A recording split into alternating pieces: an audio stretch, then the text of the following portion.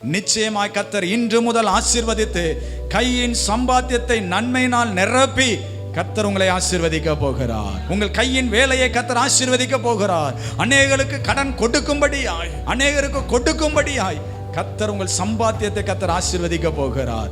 நீயோ கடன் வாங்காதபடி அநேகருக்கு கொடுக்கும்படி கர்த்தர் சம்பாத்தியத்தை ஆசீர்வதிக்க போகிறார். நீங்கள் எதிர்பார்த்திருக்கிற நன்மை, நீங்கள் எதிர்பார்த்திருக்கிற வழிகளை கர்த்தர் திறந்து இன்று முதல் நான் உன்னை ஆசீர்வதிப்பேன். கர்த்தர் சொல்லுகிறார், நீ பரிசுத்த ஓய்வு நாள், அது என்னுடைய நாள், அது எனக்கு மகிமை செலுத்துகிற நாள், அது எனக்கு துதி செலுத்துகிற நாள், உன்னை அதை பரிசுத்தமாக்குகிற நாள். அந்த நாளை நீ எனக்கு கொடுப்பாய் என்று சொன்னால் உன் கையின் சம்பாத்தியத்தை கர்த்தர் ஆசீர்வதிப்பேன் என்று கர்த்தர் சொல்லுகிறார். உன் கையின் சம்பாத்தியத்தை விருத்தியடைய செய்வேன் என்று கர்த்தர் சொல்லுகிறார். உன்னுடைய வருமானத்தை நான் விருத்தியடைய செய்வேன் என்று கர்த்தர் சொல்லுகிறார். இன்று முதல் நான் உன்னை ஆசீர்வதிப்பேன். நீ எதிர்பார்த்திருக்கிற நன்மையை கொடுத்து நான் உன்னை ஆசீர்வதிப்பேன்.